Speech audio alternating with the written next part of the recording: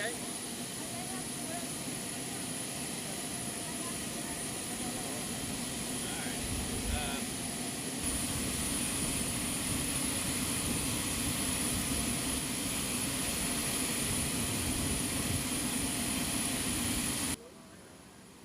She was an Alaska bird, so she's the first one of the Alaska birds to go to Airborne with you. You flew.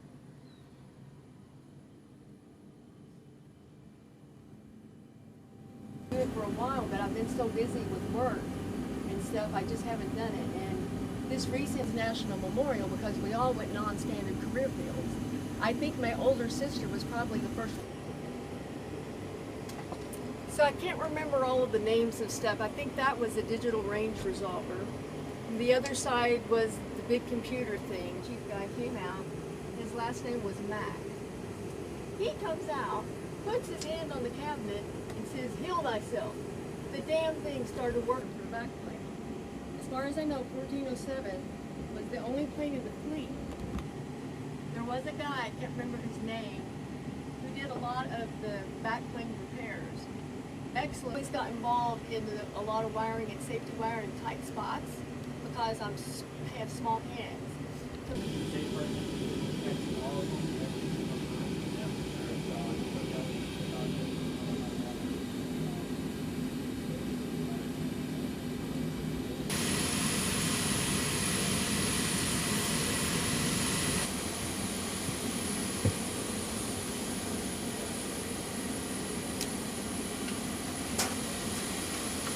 She came in, she went into welding. So we all three were non-standard fields. So your whole family did like Yes, yeah. And so we did. And we were all enlisted. We told our sons, if you're going to go... Yes, sir.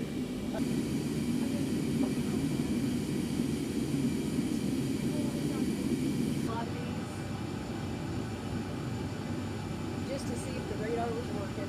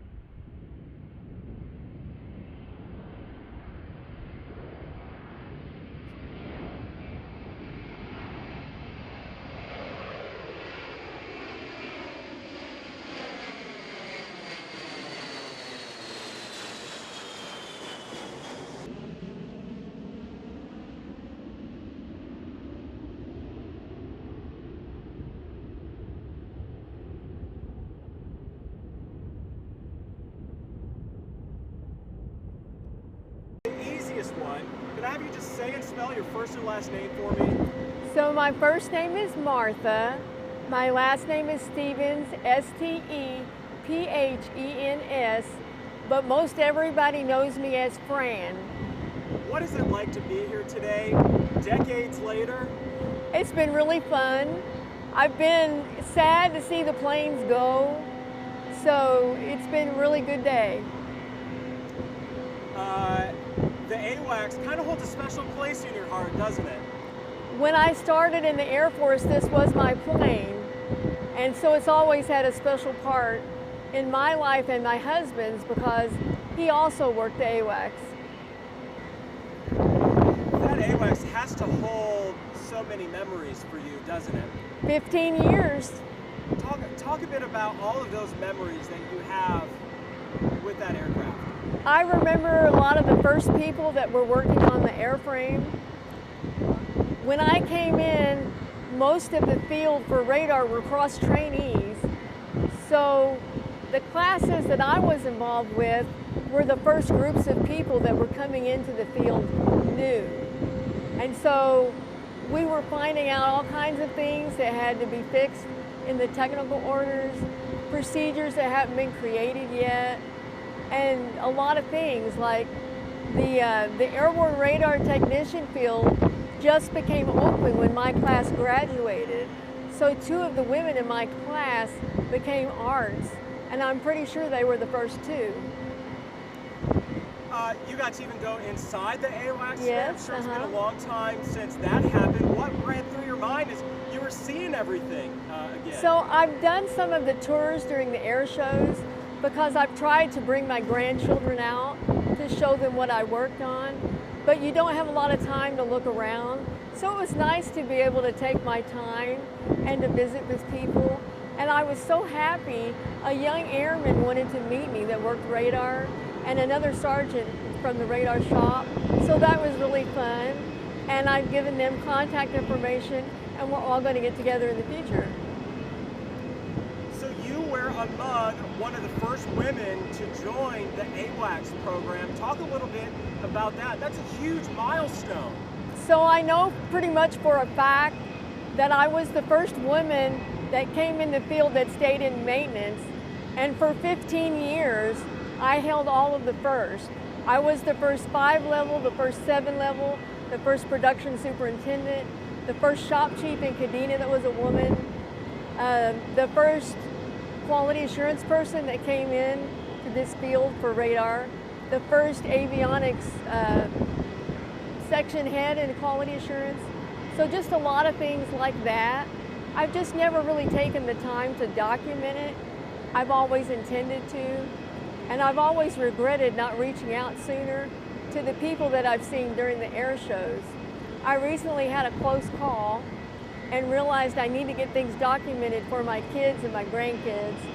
And my sisters also were in non-standard fields, and we've talked that we need to get the Women's Memorial update done so we can take our mom there and she can see our names.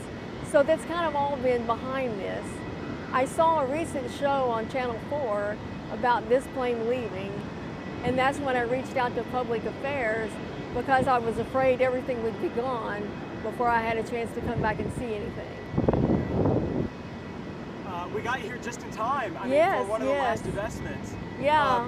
What was it like being a woman in the Air Force in 1981? Well, it was a lot of hard work. I was like ideally suited because I was a prior farm girl, very poor farm, so I knew how to work hard, and it didn't make any difference whether you cried or not because nobody was going to help you. So I came into this field ready to pull my fair share. If something was a 50-pound weight for 2 people and had to be lifted, I lifted it, whether I was physically able to or not. It was very rare anybody ever had to help me. I don't cry, so I'm not a whiny. And in fact, there were women that came in later that were like, oh, poor me, I can't do that. I pulled them aside. I would tell them, if you can't do the work, you need to get out of the field because you're making it harder for the people coming after you. And I probably ran some people out, And if they left, it was because they needed to. Because you can't establish a field for women when the guys don't respect you because the women that have come before, because it makes it harder on them later. Yeah. What is it like for you seeing, you know, kind of where women are now in the Air Force? I mean, you just talked to a woman doing the same job you did several decades ago. It was really fun. Are you happy to see the progress that's being made, you know, for women in the Air Force? So yes, but I have mixed feelings because I feel for the guys because we're all doing the same work. So in one respect, I feel like the women shouldn't be treated differently. But on the other hand, there's so few that if they don't have that history to look back on, it makes it easier for them to get discouraged. I know that because I've always enjoyed reading about prior women in the military too.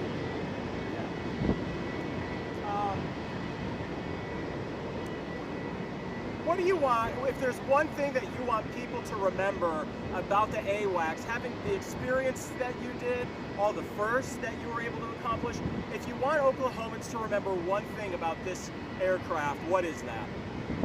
I don't think it's so much the aircraft.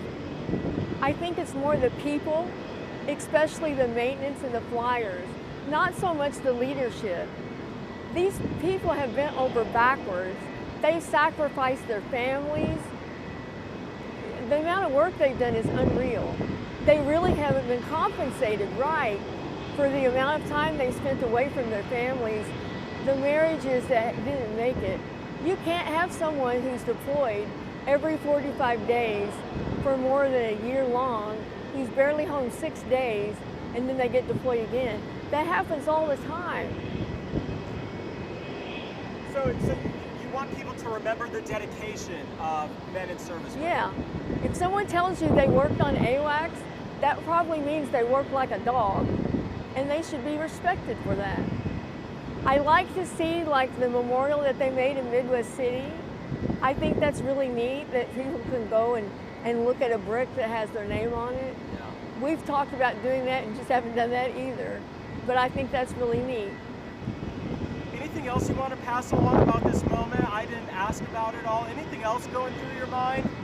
It's just been really great and meeting with people, and I've made myself available to the current people. If they want to reach out to me, we'll get together and I can tell them about people that were originally working on systems and people that went to Joint Stars, things they may have wondered about how it was back in the day.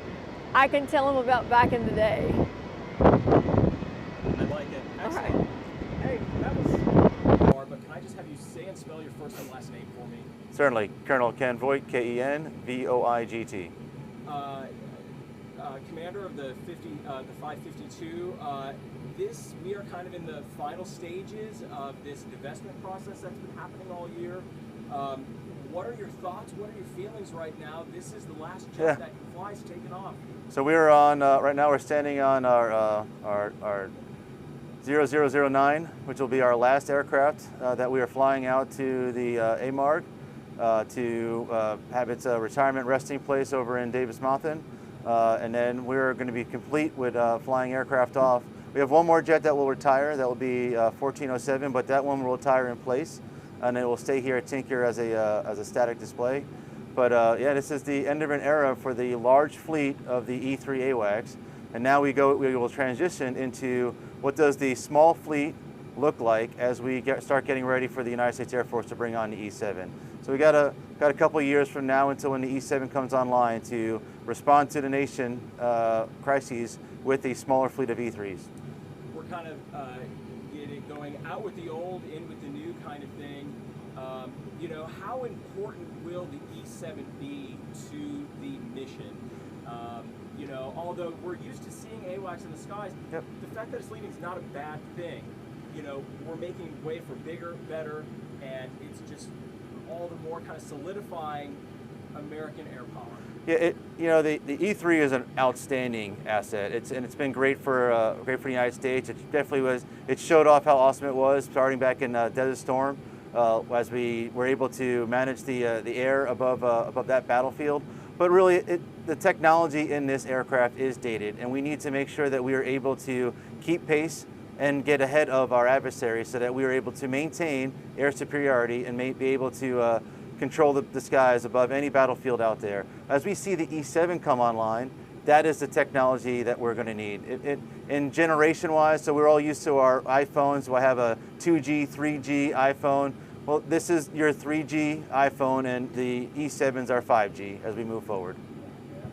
Final thoughts as this jet gets ready to take off? Really, we're going to miss the jet. I have a lot of fond memories flying on this aircraft particularly, but it is part of our process as we start to bring the future faster. It's like he's done it before.